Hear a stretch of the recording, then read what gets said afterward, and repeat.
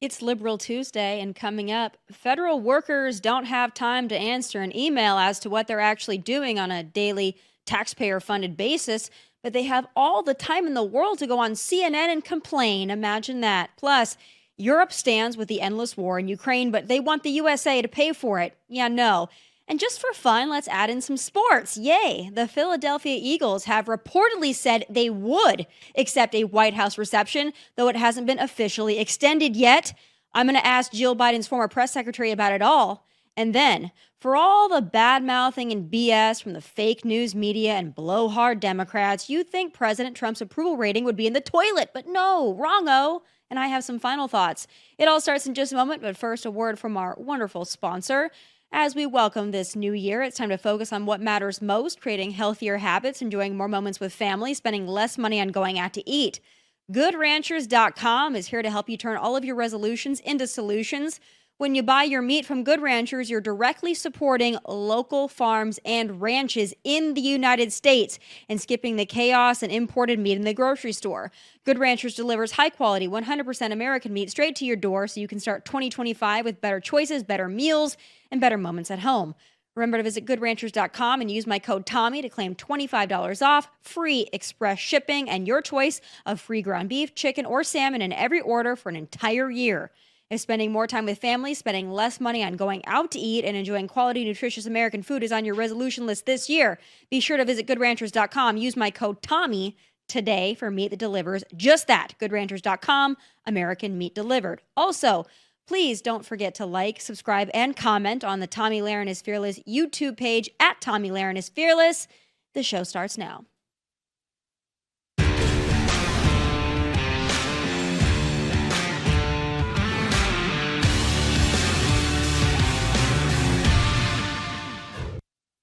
You know what happens in the real world when you don't come to work, don't check your emails, when your job is unnecessary, when you're not worth your paycheck, or when in some cases your employer just cannot afford to keep you? Well, you get let go. And normally in the real world, when it happens, it sucks and it's not fun, but you don't get to go on CNN and bitch about it as if you're some sacred cow or special exception. But nevertheless, here we are. Tell us about this email and what it was like receiving it and what you all have talked about after getting it. Sure. I got this email Saturday afternoon, about 3 p.m., and I felt absolutely infuriated getting this email with a demand within 48 hours to provide a response on what I did within the last week or face termination. This is clearly an attempt from Elon Musk to harass and bully and intimidate the federal workforce, which is part of his broader plan to gut the federal workforce and privatize public sector services to ensure that corporations like his own can get more profit. And that makes me really angry, and my coworkers as well. Oh, sad story. We don't care. You know, Southwest Airlines just cut 15% of its workforce last week as a part of a difficult but necessary cost reduction initiative. But I didn't see any of those laid off employees on liberal news outlets detailing their sob stories. Weird. You know, for far too long, the millions of federal government workers employed on the backs of taxpayers have been treated like sacred cows, untouchable. Well, those days are over now. And to wail and moan over an email asking you to document your work week, that's not only a little much, but I hate to tell you, it's not resonating with the non-government workers in America who hold jobs not on Uncle Sam's payroll. Life's tough. Get a helmet, learn to code, or better yet, learn to weld. Joining me now with his take from the other side of the political divide on this Liberal Tuesday is former press secretary to Jill Biden and Democrat strategist. Boy, Democrats could use some strategy right now. Michael LaRosa, our friend. All right, Michael, I want to jump right in. I think that you have an interesting take on all of this. Obviously, DOGE is on the top of the minds of the American people, especially in Washington, D.C., so I want your take on it as a Democrat strategist. Do the sob stories from these federal workers on CNN and MSNBC, do they really get you at the heartstrings? So a couple things. Thanks for having me. But it's such a weaponized subject. I don't know where to begin. So let's start with them going on TV. No, they should. The civil service should not be going on TV unless it's approved by their agencies, which I have a feeling was not done here. Look, federal employees, they provide expertise, right? That's why they're there. I've never gotten the sense that they've been treated as sacred cows. Government operates differently than the private sector. The private sector has also come to government when they need bailouts, right? There's a lot of things government can do that the private sector can't, and there's a lot of things the private sector can do that government can't. But we don't need to denigrate federal employees. At the same time, this is not a fight my party should want to have. Mm-hmm. I'm not huge on Elon. I also don't care that much about him. My view is that a lot of what they're doing is all ephemeral, meaning it's all done through executive action. Anybody who's worked in government knows that executive actions are toothless, that all of this can be overdone very quick, overturned and undone very quickly. But Democrats are not in power right now. We are locked out of three branches, basically. There's nothing we can do on that end. There's nothing we can do in terms of the executive putting a pause on spending. Look, this is what he got impeached for the last time, 4 years ago, when he tried to stop funding that was going to Ukraine. So we know it's not exactly following the legal playbook that he's supposed to follow, but we don't have a check on him this time. That's why elections are important. That's why I want my party to focus on the long game, and I want them to focus on results and outcomes, not rhetoric and not Elon. And because where the big boys play is when Congress passes laws. That's where our turf is. That's where negotiations. That's where we can extract concessions. In the meantime, is in Congress, because they need the government to be funded and to run, and they can't do it on their own. They don't have a mandate. They need Democrats to vote to keep the government open. Yeah, and so we need to work in good faith with them.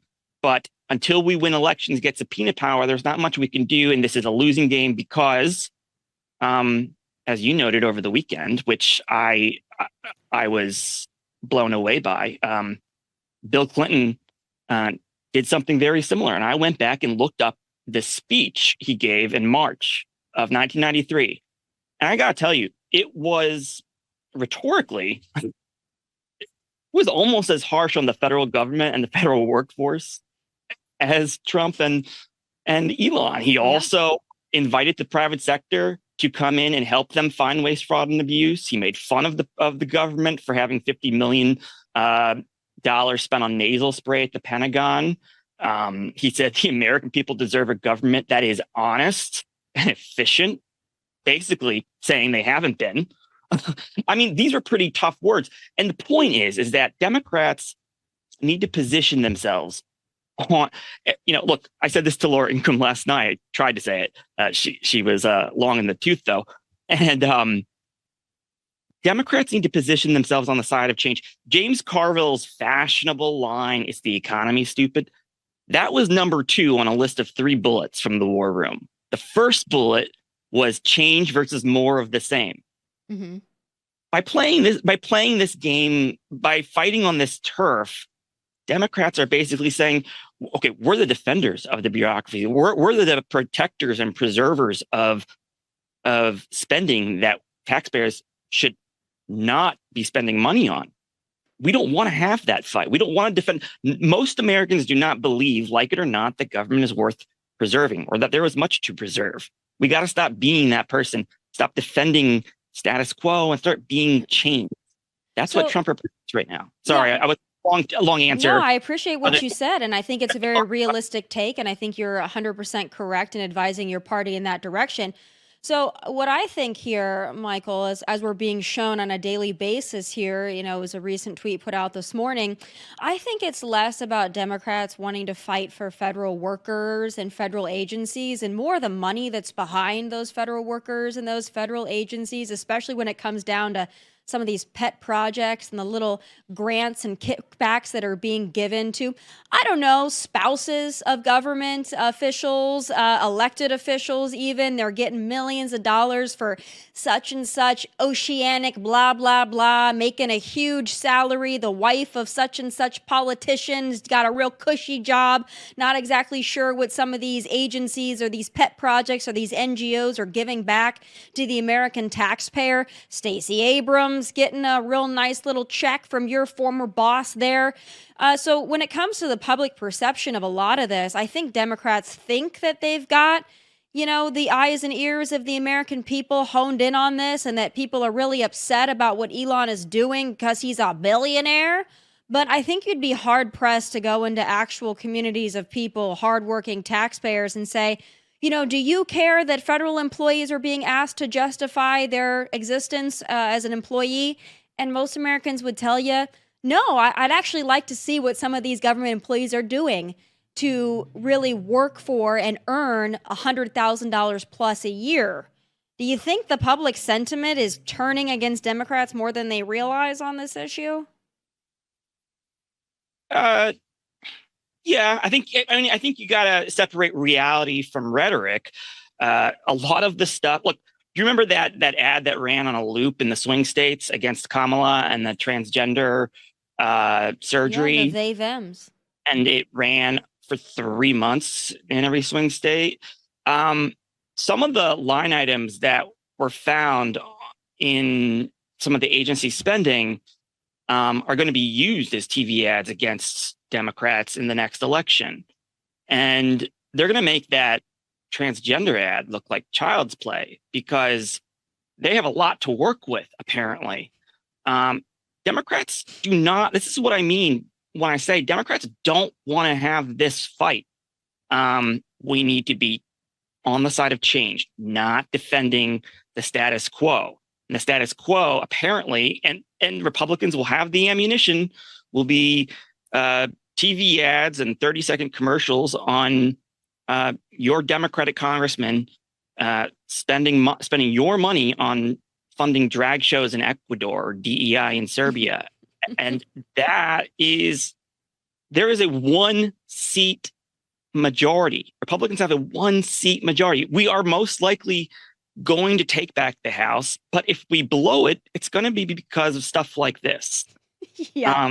Oh, Michael, you're smart. You're smart. You're trying to give them advice, but I think that, the golden charm pot that a lot of them are double dipping out of with their spouses or whatever, or their pet programs and the NGOs, I think that that's more enticing to them than even winning elections. We got to be honest about that. So I don't know where the connection between spouses and programs are, but is it true that both sides of political parties, both sides of the aisle, there are members of both sides who have spouses and children who are making private sector livings off of their spouse's name who's in government? That's been going.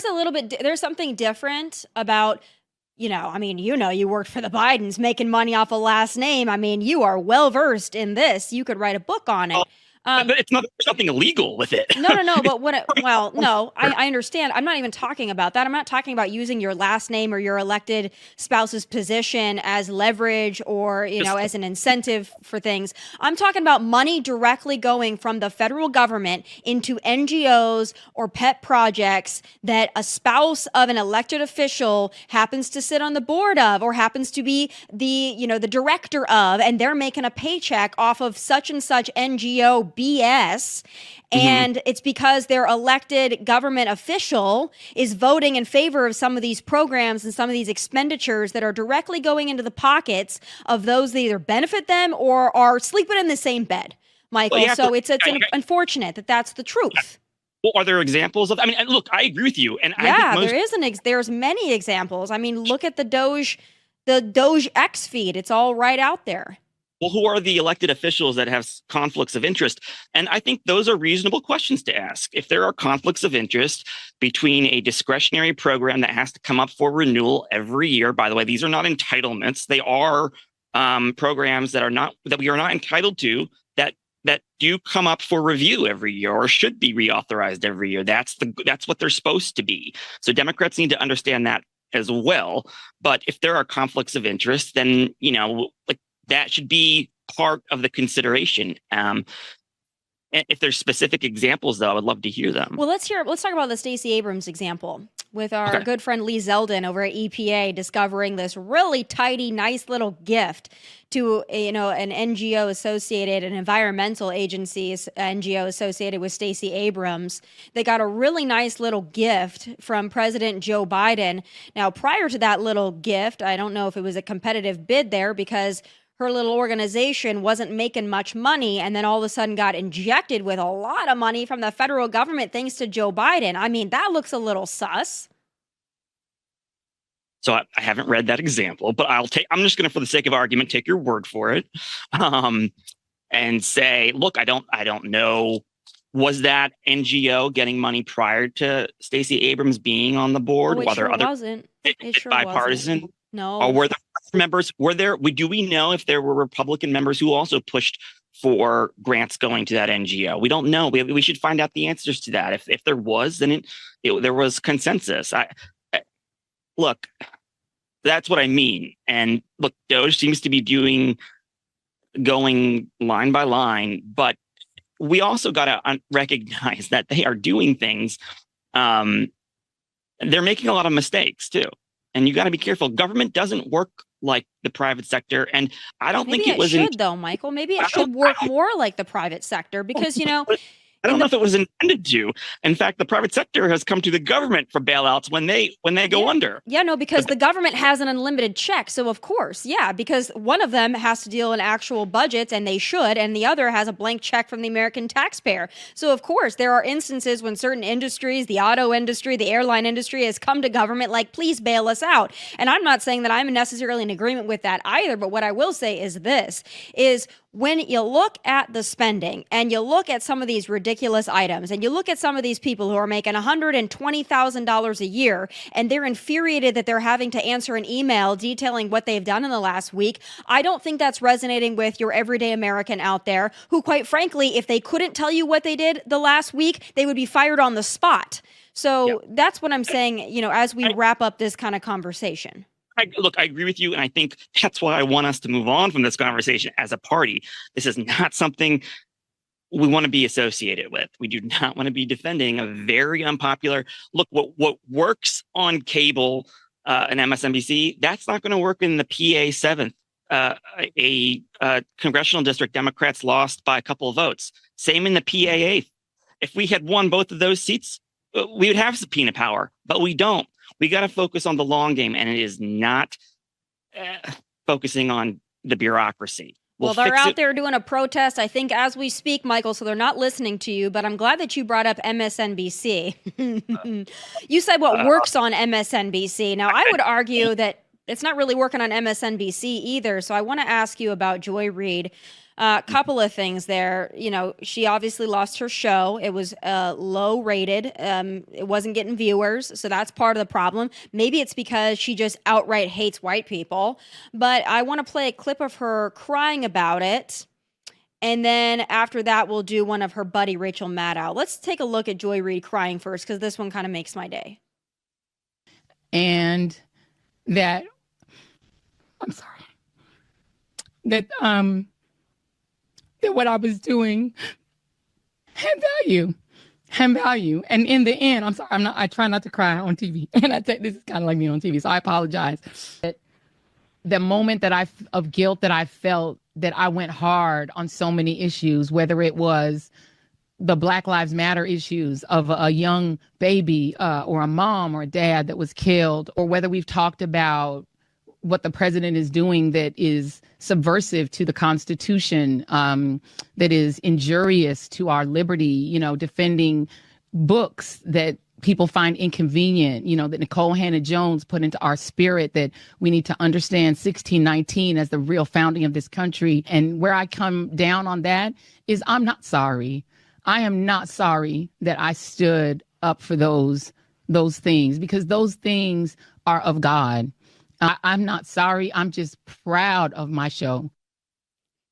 So it turns out the audience for just outright hating white people and calling Donald Trump a fascist or a Nazi every other word, turns out that audience is a little smaller than Joy Reid thought it was. I want to get your take. Do you think she deserved to lose her show over on MSNBC? Or like Rachel Maddow, do you think it was racist? Well, full disclosure. So, first of all, I'll say in mid-October, when there was a hot streak on the progressive left of calling Trump a white nationalist, there was a bunch of rhetoric. I remember one day waking up and turning on Morning Joe, and the lead story for 25 minutes was on this Hitler story. And I noted that I had a gut feeling at that point that we were going to lose the election, because if this is what we're talking about, if this is what we're resorting to, we must be losing the argument here. Now, full disclosure, Tomi, I was a producer at MSNBC for a long time for Chris Matthews, which is the hour that Joy inherited. I haven't talked to her in a while. I've known her for a long time. Always liked her. I always considered her a friend, actually. And by the way, as an analyst, when she was just an analyst, in terms of her analysis, she's actually quite pragmatic and quite smart, quite bright. Now, when she apparently, they saw a path that was much more racialized in tone. And maybe those are the issues that she cares about. But I think MSNBC as a whole, and Joy included, they really missed the boat. They really missed the boat, because they do not have their hand on the pulse of what people out there in the country care about. It started, I think it took a wrong turn by the obsession with January 6th and the constant focus, the focus on race, a lot of these things, the Trump sort of obsession, the saturation of Trump covering his motorcade, which isn't a motorcade when you're not president. You are a private citizen, but covering it wall to wall, going to all these trials, the porn star thing, it was too much, and they were missing the what was really going on out there in the country. Again, they were missing it, and they were listening to people like Tim Miller, people like that, who have only ever worked on losing campaigns in his life. For the life of me, I have no idea why anybody would listen to him. Oh, and he's also very rude. I would also add that. Yeah. He was on my show, and he just kept making the argument for tampons in the men's restroom, which I thought was a little weird, but he certainly has a following out there. Some people, I think, are more concerned about having a following than they are actually having Democrats win an election. And maybe the same is true on the right. But for the Joy Reid thing, I mean, it was her on-air persona. I mean, last night she goes on in her tracksuit, and again, she's so proud of what she's done. Whatever, you can be proud of what you've done in your advocacy, but to have a primetime program on what's supposed to be a news network and then just talk about Trump's a fascist and BLM, I mean, that's a pretty limited audience there. And then to go on your personal social media and basically just be blatantly racist against white people, especially white women. She called Senator Mark Kelly, he likened him to mayonnaise on Wonder Bread. I mean, those kind of things, I know that there's a lot of people out there with the white guilt that they're okay with listening to a black woman say this, but a lot of us are really turned off by that kind of rhetoric just on a repeated basis here from people like Joy Reid.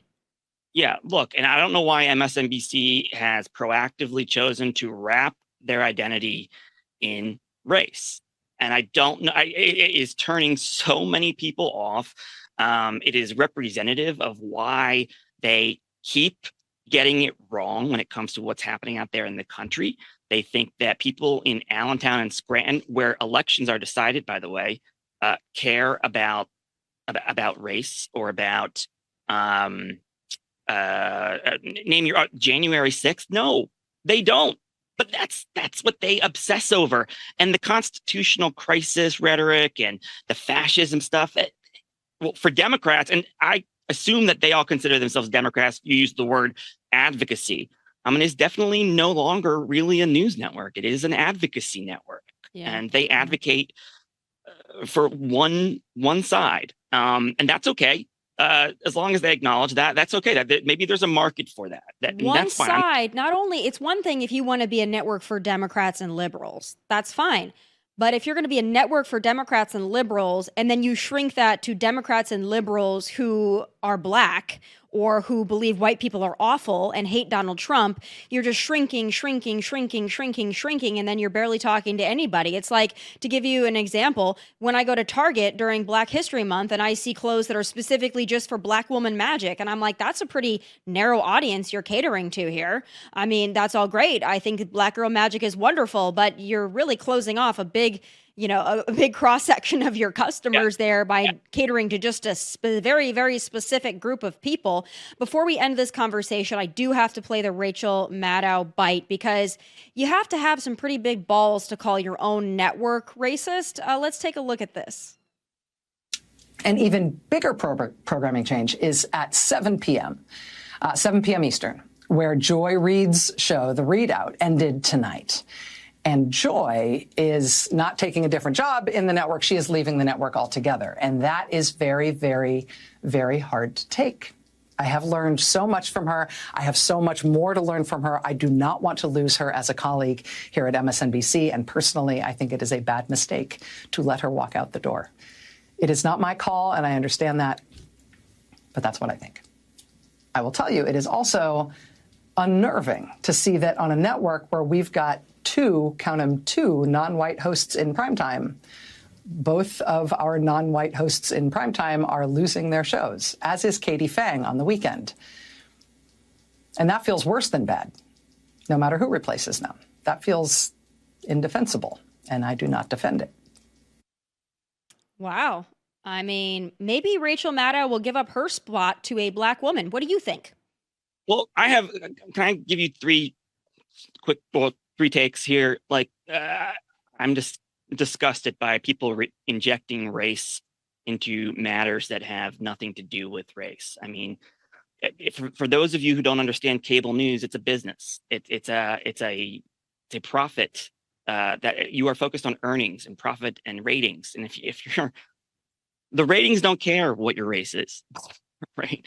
And so it's really disturbing that they managed to do that. I remember I was a news junkie from the time I was very little, and I was obsessed with the O.J. Simpson trial. And I just remember coming home one day and watching, I don't know if you remember Ron Goldman, one of the victims of O.J. Simpson, who was like slaughtered 36 times. His father came out after really having to stomach the defense using race in a trial that was supposed to be about beheading an innocent woman and man. And he said, you know what's racist?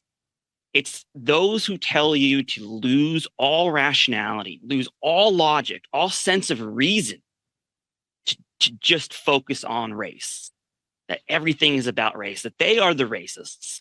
I'm paraphrasing a bit, but that's basically the essence of what he said. And you know what? He's right. He's right. People who just constantly make everything about race, you have to really wonder. It really bothers me. And lastly, I'll just say this, a Republican, a Bush Republican, one of those stereotypical, very conservative, but establishment Bush Republicans who was turned off from politics, away from politics during Trump, but is now actually not working for Trump, but like he's a Trump supporter. He was telling me, the Bush campaign in Ohio, a couple thousand votes, John Kerry would have been president. The Bush campaign in Ohio was focused on economic populism and all kinds of issues, but they focused it on everyone. They didn't silo particular groups. And Democrats keep siloing particular groups when it comes to specific messaging. And you kind of see MSNBC doing a lot of that. When you make everything about race, you are alienating other constituencies. And that is a losing game. And it's funny to hear this guy say, the Bush people actually did it right. We used one message to target everybody, but Kerry used a different message in Toledo versus a different message in Allentown or Green Bay, depending on what ethnic group was most predominant in that area. And I've seen Democrats do that time and time again, and it just doesn't work. And MSNBC is a great example. And it's sad, it's heartbreaking because I love a lot of those people. I love a lot of the producers, a lot of the talent. And I'm sad that it's not a place where you can go to hold politicians accountable anymore. It's just a place to go for a convening place for Democrats to push messaging. And look, the right has that too, but it's important to be aware. It's important to be self-aware. And I've got to advise Democrats to stay away from conversations that become, so drenched in racial undertones. It's just not gonna, it's been a losing game for Democrats. And I would just advise Democrats, don't get involved in the cable catnip, what we used to call it. Yeah. Well, I don't know if they have anything else though. Michael, if you'd ask your typical person on the street, what does the Democrat Party in 2025 stand for? I would think they would tell you, based on what they're watching and listening to, a few things. They would tell you they want to fight back against Elon Musk, cutting government waste, fraud, and abuse, and shrinking government. They want illegal immigrants and even criminal illegal immigrants who have not only come to the country legally, but committed more crimes. They want to shield them from deportation. And 3, they want men and women's sports. Those are not 3 things. And then, of course, race. But those are not 3 or 4 things that are going to win an election anytime soon. They did in 2020 because everyone was just hopped up on race and gender and trans and masks and COVID and being nanny state. Like, that was 2020. I don't think we're ever going back there, Michael. So as we wrap up this conversation, I really want you to give a heartfelt message to Democrats on maybe the 3 things that you think they should focus on if they ever want to win an election again. Focus on being the change. Let's start with stop whipping against easy votes that really will have, that are simple messaging votes, like the Lake and Riley Act. We should be supportive of tougher restrictions on people who came here illegally also committing crimes. There's nothing to be ashamed at. That's why I got more Democrats to support it this time. That's part of change. Why not be for Medicaid work requirements? Let's give a little. Let's be for work requirements for Medicaid. What's wrong with that? Yeah, it actually costs more. But if that's what Republicans want, it's actually not a bad thing to want people to force people to have to work and contribute.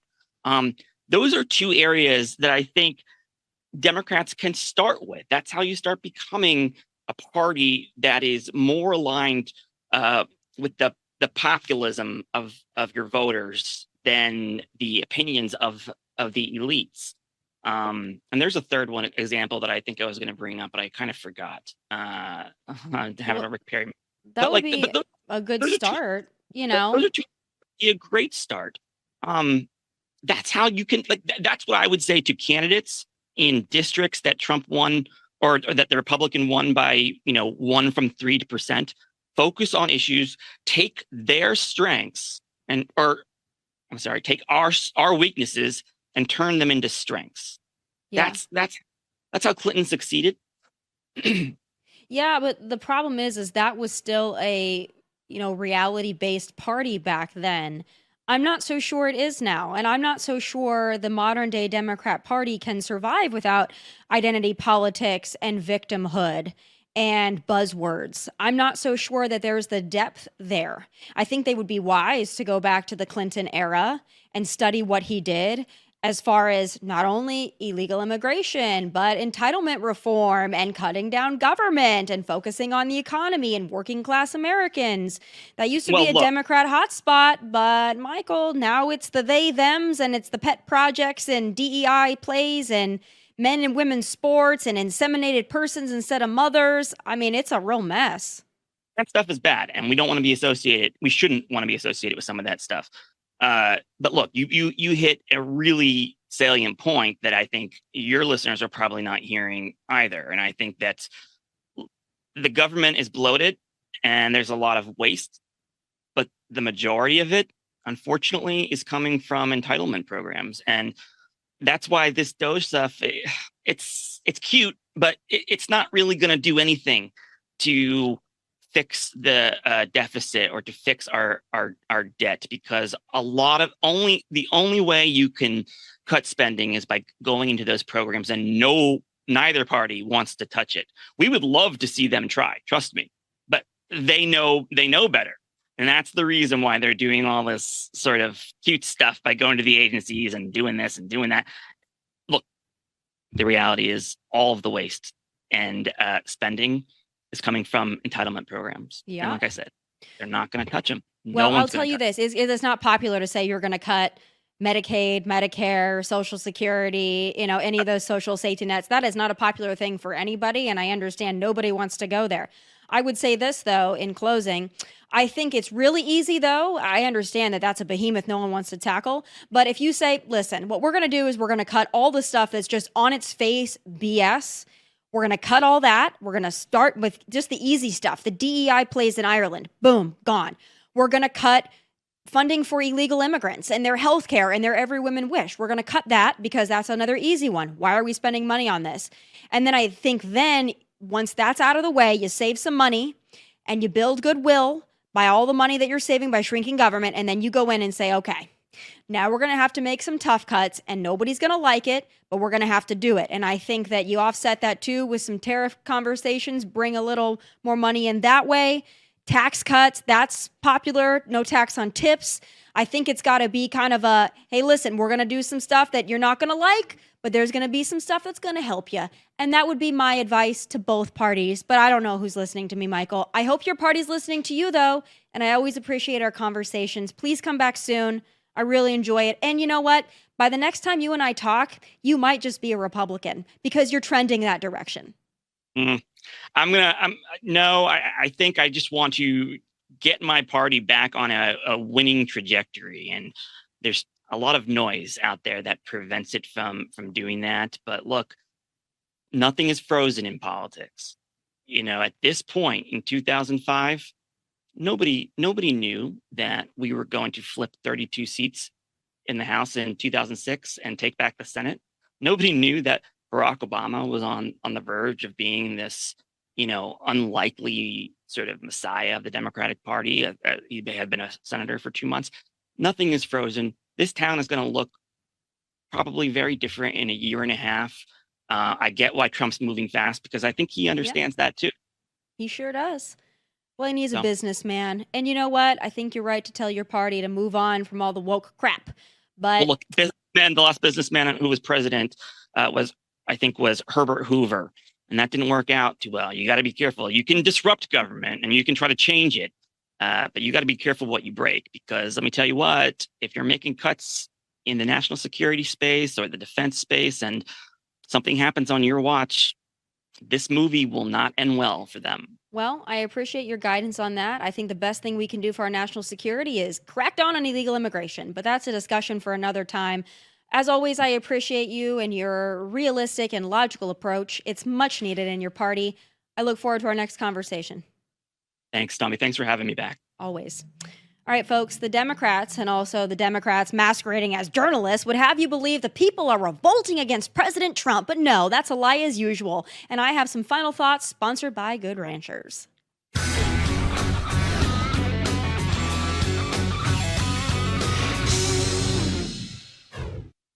Liberals are the absolute best at deflection and projection. Their party is in total and complete shambles, so their natural inclination is to assert it's actually the Republican Party that's on the brink of disaster. So, Dan, this is what I believe. I believe that this administration, in less than 30 days, in the midst of a massive collapse, in particularly a collapse in public opinion. Della Volpe at Harvard, who's very good. I used to think, once I saw a Harvard youth poll, I discounted it. I've come to say it's a pretty damn good poll. Pretty good guy. He's gone from 53 approval to under 30 to 39. That's a collapse. That's a cute story, James. And so are the stories about town hall meetings across the country wherein so-called Republican voters express fire and fury over what Trump has done thus far. Well, those instances may very well be happening, but they are anecdotal and not at all indicative of the reality. Don't take my word for it. Just look at the Harvard Capps-Harris poll. President Trump has a 52% approval rating after his first full month of mega. And not only is that higher than comatose Biden's January 2021 numbers, 58% believe he's doing a better job than Joe. No duh. Turns out 33% strongly approve of Trump's job performance so far. And when it comes to the issues themselves, in 10 out of the 11 of the poll-tested categories, Trump holds majority support. The only outlier on that list was his decision to rename the Gulf of America. And that's small potatoes. Who really cares? This is my favorite, though. 81% of those surveyed support the deportation of criminal illegal aliens. So the crying videos from Selena Gomez and the sob story headlines of illegal immigrant families being broken up, they aren't moving the needle.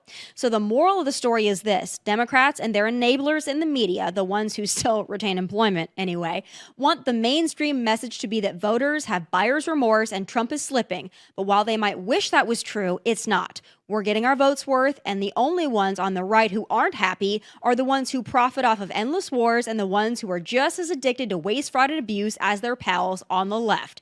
The rest of us are tickled pink. And those are my final thoughts. Please be sure to tune in tomorrow again live at 1 p.m. Eastern on outkick.com and foxnews.com. Also catch full episodes of this show on Fox Nation whenever you like.